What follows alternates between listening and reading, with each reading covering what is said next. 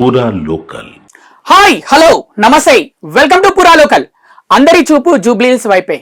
Yes అవును, జూబ్లీహిల్స్ లో ఉప ఎన్నిక జరగబోతుంది ఈ నెల 11వ తారీఖున. అంటే ఇంకొక రోజు మాత్రమే మిగిలింది. ఆ ఒక్క రోజే తేల్చేస్తుంది. ఆ ఒక్క రోజు పడే ఓట్లతోటే ఏ పార్టీ గెలవబోతుందో తెలుస్తుంది. రెండు జాతీయ పార్టీలు, ఒక ప్రాంతీయ పార్టీ, ఈ మూడు పార్టీల మధ్యనే పోరు నడుస్తుందని అయితే అందరూ చెప్తున్నారు. మరి కాంగ్రెస్ పార్టీ అధికారంలో ఉండి కంటోన్మెంట్ లో ఎలాగైతే గెలిచిందో బై ఎలక్షన్ లో, అలాగే గెలుస్తుందా ఇక్కడ? మరి బీఆర్ఎస్ పార్టీ అటు అసెంబ్లీ ఎన్నికల్లో ఓడిపోయింది 2023, తర్వాత 2024 పార్లమెంట్ ఎన్నికల్లో కూడా ఓటమి చవి చూసింది. అలాగే మరి ఇక్కడి నుంచే గెలిచి, ఈ జూబ్లీహిల్స్ నుంచే గెలిచి కారు జోరు మళ్ళీ ప్రారంభిద్దామని మరి బీఆర్ఎస్ పార్టీ చూస్తుంది. అలాగే ఇక బీజేపీ పార్టీ విషయానికి వస్తే, ఇక పార్లమెంట్ లో 8 సీట్లు గెలిచింది, అలాగే అసెంబ్లీలో 8 సీట్లు గెలిచింది. 2023 అసెంబ్లీలో 8 సీట్లు గెలిచి, అలాగే పార్లమెంట్ లో 8 సీట్లు గెలిచి, ఆ రేంజ్ ఇంకొంచెం పెంచి, తర్వాత 2 ఎమ్మెల్సీలు కూడా గెలిచి, అక్కడ కూడా ఇంకా ఊపు బాగా పెంచి, ఇప్పుడు జూబ్లీహిల్స్ లో కూడా గెలిచి అదే ఊపు కంటిన్యూ చేస్తుందా బీజేపీ పార్టీ? ఎక్కడ చూడు ఇదే చర్చ. మరి ఏ పార్టీ గెలవబోతుంది? మా పూరా లోకల్ ఛానల్ అయితే బస్తీ తిరిగాము, మేము కాలనీ తిరిగాము, అన్ని తిరిగి మీకైతే ఒక గ్రౌండ్ రిపోర్ట్ అయితే ఇవ్వాలనుకుంటున్నాము. మొదటగా ఇక అధికార పార్టీతో అయితే ప్రారంభిద్దాం. మొదటి అంశాలు తీసుకుంటే, గత ప్రభుత్వం 2 సార్లు అధికారంలో ఉంది. జూబ్లీహిల్స్ కోసం ఏం చేసింది? మున్సిపల్ మినిస్టర్ గా కేటీఆర్ ఉన్నాడు, ఏం చేశాడు? 3 సార్లుగా అక్కడి నుంచి మాగంటి గోపీనాథ్ గెలిచాడు. జూబ్లీహిల్స్ కోసం ఏం చేశాడు? ఎక్కడున్న స్లమ్ అక్కడే ఉంది, ఎక్కడ ఉన్న బురద, ఎక్కడున్న చెత్త అక్కడే ఉంది అని సాక్షాత్తు ముఖ్యమంత్రి 2-3 సార్లు ప్రచారంలో చెప్పడం జరిగింది. ఈ విధంగా చూసుకుంటే మరి ఏం చేసింది? మరి ఈ 3 సార్లు ఉన్న మాగంటి గోపీనాథ్ ఆ ఏరియాకి, జూబ్లీహిల్స్ కి ఏం చేశాడని పదే కాంగ్రెస్ అయితే జనాల్లోకి తీసుకెళ్లే ప్రయత్నం చేసింది. ఇక క్యాండిడేట్ చూసుకుంటే అందరికీ దగ్గరుండేవాడు ఎవరు? నవీన్ యాదవ్ అక్కడే లోకల్లో అందరితో కలివిడిగా తిరుగుతాడు. అటు యూత్ తోటి, ఇటు మిగతా పెద్దవాళ్ళతోటి, వాళ్ళకి ఏం ప్రాబ్లంలు ఉన్నా వెళ్ళి అందరినీ కలుస్తాడు అని క్లియర్ గా నవీన్ యాదవ్ అయితే బెస్ట్ అని నవీన్ యాదవ్ కు టికెట్ ఇచ్చినట్టయితే తెలుస్తుంది. దానికి తోడు ఇక హైలైట్ అంశం ఏంటంటే, మజ్లిస్ పార్టీ సపోర్ట్ కూడా కాంగ్రెస్ పార్టీకి ఉండడం. గతంలో నవీన్ యాదవ్ ఒకసారి మజ్లిస్ పార్టీ నుంచి పోటీ చేయడం. సో ఇవన్నీ అంశాలు జనాల్లోకి అయితే తీసుకెళ్లింది. ముఖ్యంగా అయితే బీఆర్ఎస్ పార్టీని టార్గెట్ చేసింది. తర్వాత బీజేపీ పార్టీ గురించి కూడా చెప్తూ, వాళ్ళు ఏమన్నా అంటే గుళ్ళు గోపురాలు చూపించి మతం గురించి మాట్లాడి ఓట్లు అడుగుతారని కాంగ్రెస్ పార్టీ ఈ అంశాలతోటైతే జనాల్లోకి అయితే వెళ్ళింది. ఇక బీఆర్ఎస్ పార్టీ చూసుకుంటే, ఇప్పటి వరకు కాంగ్రెస్ పార్టీ ఏదైతే పథకాలు ఇస్తామని చెప్పిందో వాట్లలో 2-3 పథకాలు మాత్రమే అమలు చేసి పూర్తిగా పథకాల్లో వైఫల్యం పొందింది. ప్రజలకైతే ఏ పథకాలు సరిగా అందడం లేదు, ఇచ్చిన పథకాలలో కూడా సరిగా అందరికీ అవి లబ్ధి చేకూరట్లేదు అని బీఆర్ఎస్ పార్టీ అయితే క్లియర్ గా జనాల్లోకి తీసుకెళ్ళింది. ఇంకా రెండో విషయానికి వస్తే, ఒక రౌడీ అనే వ్యక్తిని అభ్యర్థిగా తీసుకొచ్చారు, పోటీ చేయిస్తున్నారు. నామినేషన్ వేసే రోజే చూడొచ్చు ఎంతమంది రౌడీలు వచ్చారో. అక్కడ యూసఫ్ గూడ నుంచి నామినేషన్ వేసేదాకా ఎంతమంది రౌడీ రాజ్యంగా మారిపోయింది అని ఆ అంశాన్ని పదే జనాల్లోకి తీసుకెళ్లే ప్రయత్నం చేసింది. ఇక మూడో అంశం సానుభూతి.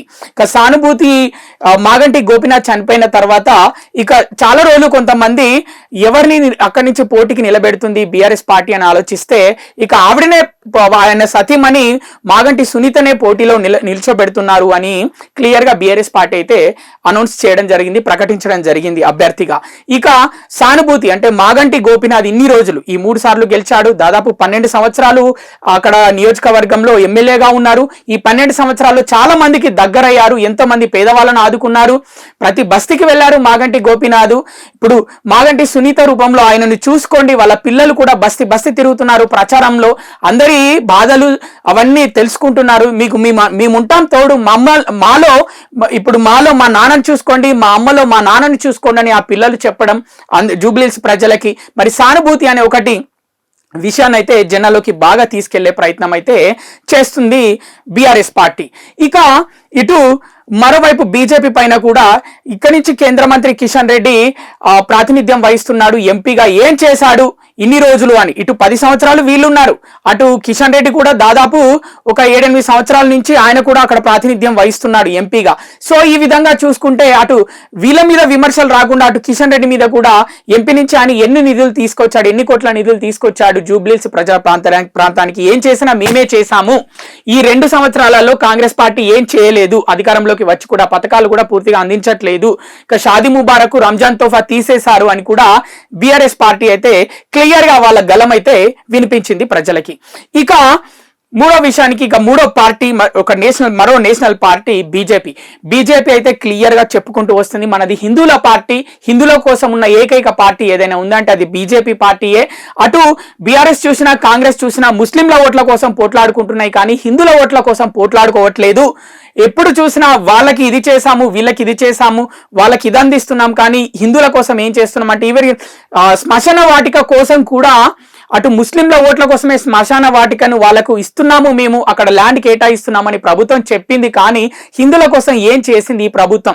గత 10 సంవత్సరాలు వాళ్ళున్నారు అధికారంలో, 2 సంవత్సరాల నుంచి వీళ్ళున్నారు, హిందువుల కోసం ఏం చేశారు ఈ నియోజకవర్గంలో? ముఖ్యంగా జూబ్లీహిల్స్ నియోజకవర్గం ఏ విధంగా అభివృద్ధి చెందింది? ఇది జూబ్లీహిల్స్ కాదు స్లమ్ హిల్స్ అని బీజేపీ అయితే వాళ్ళ స్ట్రాటజీ తోటి అయితే వాళ్ళు ముందుకు వెళ్ళడం జరిగింది ప్రచారంలో భాగంగా.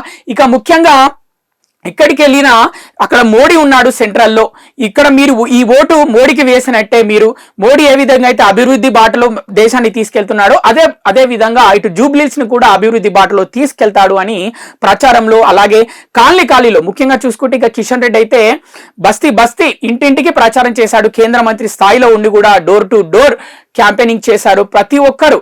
ఇక మరి ఇది ముఖ్యంగా ఇక బండి సంజయ్ కూడా కేంద్ర మంత్రి రోడ్ షోలో పాల్గొన్నారు, ఏకంగా డివిజన్ల పేర్లే చేంజ్ చేస్తామని చెప్పడం జరిగింది. ఇక ఈ 3 పార్టీల స్ట్రాటజీలు ఈ విధంగా ముందుకు వెళ్ళడం, పరస్పర ఒక పార్టీపై విమర్శలు, మరి ఇవన్నిటిని పక్కన పెడితే ఇక జూబ్లీహిల్స్ లో మొత్తం 7 డివిజన్లు ఉన్నాయి. వాట్లలో రహమత్ నగర్, వెంగళరావు నగర్, యూసఫ్గూడ, సోమాజిగూడ, ఎర్రగడ్డ, బోరబండ, షేక్పేట్, ఈ 7 డివిజన్లలో కొన్ని డివిజన్లలో ముస్లింలు ఎక్కువ ఉన్నారు, కొన్ని డివిజన్లలో హిందువులు ఎక్కువ ఉన్నారు. మరి వాళ్ళ ఓట్లు ఏ పార్టీకి పడబోతున్నాయి ఏంటి, వీటి మీదే చర్చ. ముఖ్యంగా అయితే 2 పార్టీలు ముస్లింల ఓట్ల కోసం పోట్లాడుకుంటుంటే ఒక పార్టీ ఏమో హిందువుల ఓట్లు కోసం పోట్లాడుతుంది. మరి వాళ్ళ ఓట్లు ఎవరికి పడనున్నాయి? మేము బస్తీ కాలనీ వెళ్ళినప్పుడు మైక్ పెట్టి అడిగినప్పుడు చాలా మంది న్యూట్రల్ గా ఓటర్లు అయితే వాళ్ళు మేమైతే అభివృద్ధికి ఓటేస్తాము అని అయితే క్లియర్ గా చెప్పడం జరిగింది, కానీ ఆ పార్టీకి పలానా పార్టీకి ఓటేస్తామని అయితే క్లియర్ గా చెప్పట్లేదు. 50-50 ఉన్నారు ఎక్కడికి వెళ్ళినా. ఇక పార్టీలకు సంబంధించి ఒక పార్టీ స్టాండ్ తీసుకున్న వ్యక్తులు అదే బస్తీ కాలనీలో ఉన్న వాళ్ళు పలానా బీఆర్ఎస్ పార్టీకి చెందిన వాళ్ళు మేము బీఆర్ఎస్ కి ఓటేస్తాం, కాంగ్రెస్ చెందిన వాళ్ళు కాంగ్రెస్ కి ఓటేస్తాం, అలాగే బీజేపీ పార్టీకి చెందిన వాళ్ళం బీజేపీ పార్టీకి ఓటేస్తామని క్లియర్ గా ముఖం మీద చెప్పేశారు. ముఖ్యంగా న్యూట్రల్ ఓట్స్ ఇవి ఎవరికి పడనున్నాయి, ఇదే చర్చ నడుస్తుంది.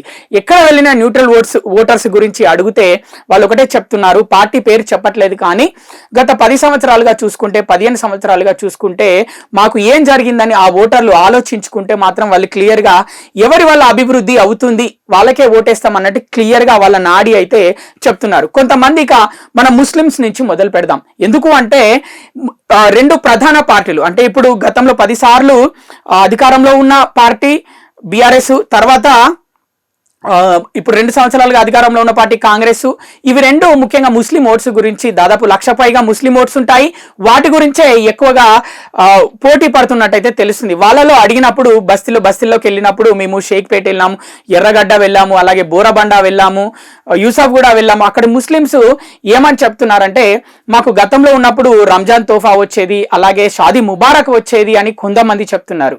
ఇక కొంతమంది ఏంటంటే ఈ షాదీ ముబారక్ రంజాన్ తోఫా అంటే ఎంత అండి, ఒక 500 రూపీస్ ఉంటుంది, అది తోఫా మేము సంపాదించుకోలేమో, ఒక రోజు కూలీ చేసి ఉద్యోగం చేసి సంపాదించుకోలేమో అని కొందరు. షాదీ ముబారక్ ఎవరికైతే పేదింటి ఆడపిల్లలు అలాగే పేదవాళ్ళు పెళ్లి చేసుకున్నప్పుడు వాళ్ళకి షాదీ ముబారక్ ఇస్తారు కదా, అలా ప్రతి ఒక్కరికి అందుతుందా షాదీ ముబారక్? ప్రతి ఇంట్లో ఉంటుందా? కొంతమంది డబ్బున్న వాళ్ళు ఉంటారు, ఈ రోజుల్లో అందరూ కాయ కష్టం చేసుకుంటున్నారు, అందరూ సంపాదిస్తున్నారు, అందరూ తెలివి కల వాళ్ళు అయ్యారు. ఇవి పెద్ద గేమ్ అంటే ఇది పెద్ద గేమ్ చేంజర్ కాకపోవచ్చు అని మరికొంతమంది చెప్తున్నారు. షాదీ ముబారక్ ఏదైతే ఉందంటే షాదీ ముబారక్ సంబంధించి కాంగ్రెస్ పార్టీ ఏమందంటే ఇంకొంచెం డబ్బులు ఎక్కువగా సమకూర్చి అదే పథకాన్ని అందిస్తాము అని అయితే చెప్పడం జరిగింది. కానీ పాత విధంగానే ఎప్పుడు యథావిధిగా ఎలా ఉందో అదే ఆ విధంగానే అందిస్తుందని మరికొంతమంది అయితే చెప్తున్నారు. ముస్లిం ఓటర్స్ ముఖ్యంగా ఇవే చూసుకుంటారు. ఇక ముస్లిం ఓటర్స్ ని ప్రభావితం చేయడానికి కాంగ్రెస్ ఏకంగా అక్కడ గ్రేవీ యార్డ్ నే ఇస్తున్నాము, ల్యాండ్ సెట్ చేసాము, అయిపోయింది, ఇక అది త్వరలో మీకు అందజేస్తామని అయితే క్లియర్ గా చెప్పడం జరిగింది. శ్మశాన వాటికకు సంబంధించి అయితే క్లియర్ గా వాళ్ళ స్టాండ్ తెలిపింది. కాబట్టి ముస్లిం ఓట్లు ప్రభావితం అయ్యే అవకాశం ఉంది. ముఖ్యంగా మజ్లిస్ పార్టీ కూడా తోడు ఉండడం, సపోర్ట్ చేయడం ఈ విధంగా. ఇక షేక్పేట్ లాంటి డివిజన్ లో అయితే అక్కడ ముస్లింలు ఎక్కువగా ఉన్నారు కాబట్టి 50-50 అని చెప్తున్నారు. ఒకవైపేమో మజ్లిస్ పార్టీ అక్కడ కార్పొరేటర్ ఉండడము అది వాళ్ళకు కలిసి వచ్చే అంశం కాబట్టి కాంగ్రెస్ పార్టీకి ఓట్లు పడతాయని చెప్పడం, మరోవైపు అటు బీఆర్ఎస్ కూడా ఒక 2-3 నెలల నుంచి ముందు నుంచే గ్రౌండ్ వర్క్ చేయడము.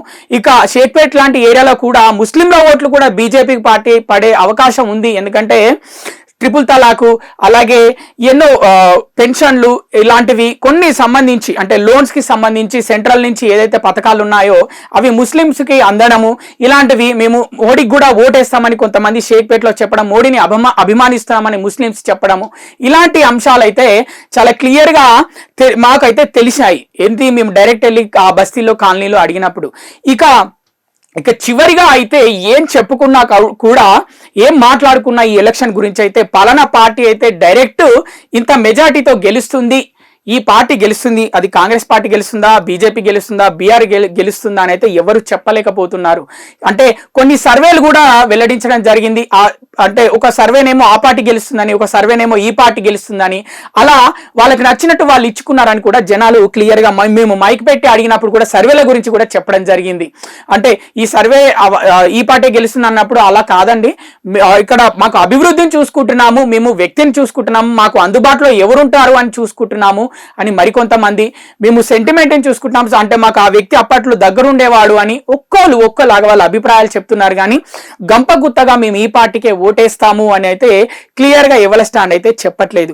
మరి ఏం జరగనుంది? ఓటింగ్ రోజు కూడా ఏ పార్టీకి ఓట్లు పడుతున్నాయో క్లియర్ గా తెలియని పరిస్థితి ఉండబోతుందా? ఎగ్జిట్ పోల్స్ లో అంటే ఎగ్జిట్ పోల్స్ కూడా కొన్ని సర్వేలు అంటే కొన్నికి సంబంధించిన ఎగ్జిట్ పోల్స్ ఏదైతే ఇస్తాయో ఆ సంస్థలు కూడా వాటి ఎగ్జిట్ పోల్స్ లో కూడా నచ్చినట్టే వేసుకుంటారని ఇప్పటికే ప్రజలు అనుకుంటున్నారు. కాబట్టి చాలా మంది చెప్తున్నారు వాళ్ళ అభిప్రాయాలు. ఓటింగ్ రోజు కూడా ఎగ్జిట్ పోల్స్ లో ఏ పార్టీ కరెక్ట్ గా అంటే పర్ఫెక్ట్ గా గెలుస్తుందో కూడా తెలియని పరిస్థితి ఇప్పుడు ఈ జూబ్లీస్ లో అయితే నెలకొంది. ఇక ఏదేమున్నా 14వ తారీఖు ఆ రోజు కౌంటింగ్ ఉంటుంది. కౌంటింగ్ స్టార్ట్ అయ్యి మొదటి 2 గంటలు 3 గంటలు అప్పటి వరకు ఏ పార్టీ అయితే ఆధిక్యంలో ఉంటుందో ఆ పార్టీ గెలుస్తుందని అయితే మనం చెప్పుకోవచ్చు. కానీ ఈ పార్టీ గెలుస్తుందని అయితే ఎవరు చెప్పలేకపోతున్నారు. అటు బీఆర్ఎస్ కార్యకర్తల్లో వాళ్ళ నేతల్లో, అలాగే ఇటు కాంగ్రెస్ పార్టీ కార్యకర్తల్లో వాళ్ళ నేతల్లో, ఇటు బీజేపీ కార్యకర్తల్లో వాళ్ళ నేతల్లో మొత్తం సర్వత్రా ఉత్కంఠ ఉంది, టెన్షన్ నెలకొంది. ముఖ్యంగా ప్రజలు మాత్రం చాలా న్యూట్రల్ గా ఉన్నట్టు తెలుస్తుంది. ఏ పార్టీకి ఓటేస్తామో అని అడిగితే మాత్రం క్లియర్ గా ఓపెన్ గా అయితే చెప్పట్లేదు. వాళ్ళు వాళ్ళ ఓటింగ్ తోటే ఈసారి సమాధానం, వాళ్ళ ఓట్లతోటే ఈసారి సమాధానం అయితే చెప్పబోతున్నారు జూబ్లీస్ లో. చూద్దాం మరి 14వ తారీఖు ఏ పార్టీ గెలవబోతుందో. మొదటి 2-3 గంటల్లో మాత్రం ఆధిక్యంలో ఉన్న పార్టీ గెలుస్తుంది. కాబట్టి చూద్దాం మరి, వెయిట్ చేద్దాం 14వ తారీఖు వరకు.